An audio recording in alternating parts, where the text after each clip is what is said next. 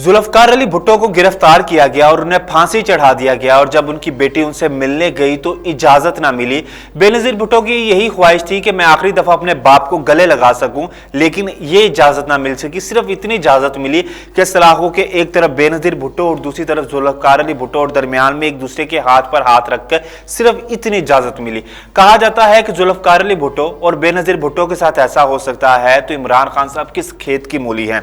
यही नहीं, जब बेनजीर भुट्टो आसिफ अली जरदारी से मिलने जेल के लिए जाती थी तो 10 साल के लिए आसिफ अली जरदारी जेल में थे और जब बेनजीर भुट्टो उनसे मिलने के लिए जेल में जाती थी तो उनको बैठने के लिए जगह नहीं देते थे, तो उनको जमीन पर ईंटों के ऊपर बिठा दिया जाता था। यही नहीं, 12 अक्टूबर 1999 को जब नवाज शरीफ को गिरफ्तार किया गया और उनकी पूरी फैमिली पर यह केस बनाया गया कि त्यारा हाईजैक किया है, तो नवाज शरीफ को जब गिरफ्तार किया गया था तो उनको एक जगह से दूसरी जगह मुंतकिल किया जाता था, तो बख्तरबंद गाड़ी में बिठाकर मुंतकिल किया जाता था। उनके हाथों को हथकड़ी से बांध दिया जाता था, आंखों पर पट्टी होती थी और ये सारे जुल्म सितम किए गए। इवन के नवाज शरीफ साहब ने यह भी एक वाकया सुनाया कि जब उनको एक जगह से दूसरी जगह मुंतकिल किया जा रहा था और एक कांस्टेबल पुलिस वाला उनके हाथ पर हथकड़ी बांध रहा था, तो पुलिस वाले की आंख से आंसू गिरकर उनके हाथ में गिरे और उस वक्त पुलिस वाले ने कहा कि मुझे आप पर आज बहुत तरस आ रहा है कि आपके साथ जो कुछ भी हो रहा है ये सब ज्यादती हो रही है। इमरान खान साहब ये पहले आदमी नहीं कि जिनके साथ गिरेबान से पकड़ के घसीटते हुए उनको लेके गए। आज पाकिस्तान का माजी भरा पड़ा है, पाकिस्तान की तारीख इन चीजों से भरी पड़ी है। इमरान खान साहब ने ये खुद करवाया, वो इस वजह से कि इमरान खान साहब 1 साल 1.5 साल से एस्टेब्लिशमेंट से टकरा रहे हैं, अदलिया के साथ टकरा रहे हैं और इमरान खान साहब ने वो सारे काम किए, वो सारे इल्जामात लगाए जो शायद इनको नहीं लगाने चाहिए थे। इमरान खान साहब भरे जलसों में फैसल नसीर का नाम लेते हैं, मेजर जनरल फैसल नसीर मुझे कत्ल करवाना चाहता है, जबकि DGISPR ने सीधी तरह इनको कहा कि अगर आपके पास कोई सबूत है तो आप अदालत से रजू करें और कानूनी रास्ता इख्तियार करें। ISPR के इस बयान के बाद इमरान खान साहब ने और लाउडली और जोरों शोर से फैसल नसीर का नाम लेना शुरू कर दिया, एस्टेब्लिशमेंट पर खुली तनकीद शुरू कर दी, क्योंकि इमरान खान साहब चाहते थे कि ये सब कुछ मेरे साथ हो और मेरे सियासी कद में इजाफा हो, मेरे जो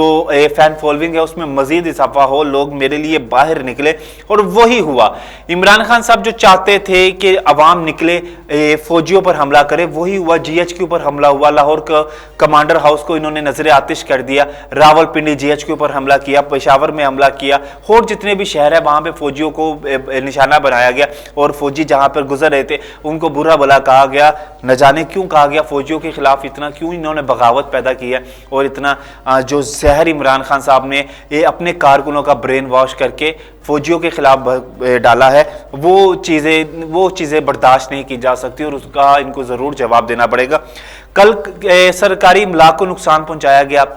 फौजियों के घरों को नुकसान पहुंचाया गया, वजीर दाखिला राना सनाउल्लाह के घर को नुकसान पहुंचाया गया, पुलिस वालों पर पथराव किए गए और ये इनको मेरे ख्याल से इनको फ्री हैंड दिया गया कि देखते ये करते क्या है। इमरान खान साहब ने अपनी सारी जिंदगी बड़ी शहाना तरीके से गुजारी है, महलों में गुजारी है, अपनी टीन एज में बड़ी अय्याशी की है, अपनी जवानी में बड़ी अय्याशी की है, अपना बुढ़ापा बड़ी अय्याशियों में गुजारा है और अब जब 70-75 साल के वो हो गए तो अब उनको जब जेल में भेजा गया तो उनकी हालत खराब हो गई, बनती है,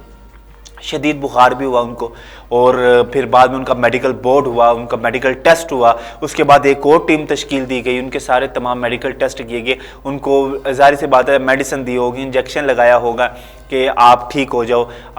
ठीक जाहिर सी बात है, अब गवर्नमेंट के पास है, मेहमान है इमरान खान साहब, तो गवर्नमेंट तो कभी भी नहीं चाहेगी, PTI वाले चाहे जितने मर्जी ये बातें करें कि उनको ये कर दिया, तशद्दुद कर दिया, तो कभी भी नहीं ऐसा होगा। इमरान खान साहब एक पॉपुलर लीडर है और ये जो भी हुआ है कानूनन हुए, अगर ये कानूनी तौर पर अगर इनकी गिरफ्तारी नहीं थी तो अदालत इस चीज़ को कैसे कानूनी करार दे सकती थी, लेकिन कल रात को अदालत ने भी ये फैसला सुनाया कि ये गिरफ्तारी जो हुई है वो कानूनी हुई है। और अब जो नजर आतिश की गई, जो सरकारी मुलाक को नुकसान पहुंचाया गया, तो आज जो अपने असद उमर साहब है उनको भी गिरफ्तार किया गया। वो अदालत में आए थे कोई पिटीशन, कोई दरख्वास्त देने के लिए, तो जैसे वो अदालत से निकले बाहर और मेरे ख्याल से शायद लाइब्रेरी तक जाने लगे थे, तो उस लाइब्रेरी के दौरान उनको गिरफ्तार किया गया। शाह महमूद कुरैशी साहब को भी गिरफ्तार करने की कोशिश की गई।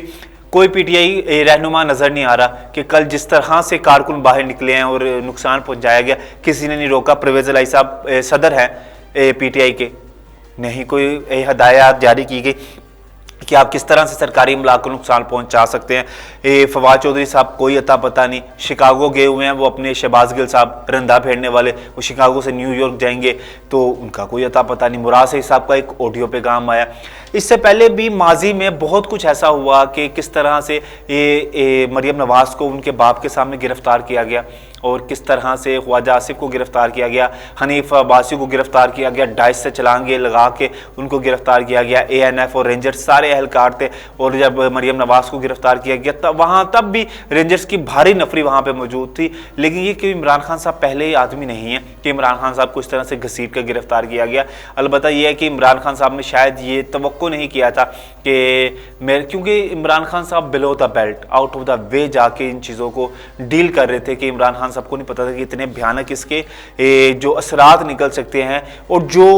अब सरकारी इमलाक को नुकसान पहुंचाया जो अब हो रहा है, क्या इसका असर इमरान खान साहब को या उनकी पार्टी को नहीं होगा। और कहा यह भी जा रहा है कि शायद जो खबरों में है PTI को कलअदम करार दे दिया जाए। अब देखते हैं कि कलअदम करार दी जाती है कि नहीं। इंशाल्लाह आप भी इंतजार करें, हम भी करते हैं। अल्लाह ने के बाद।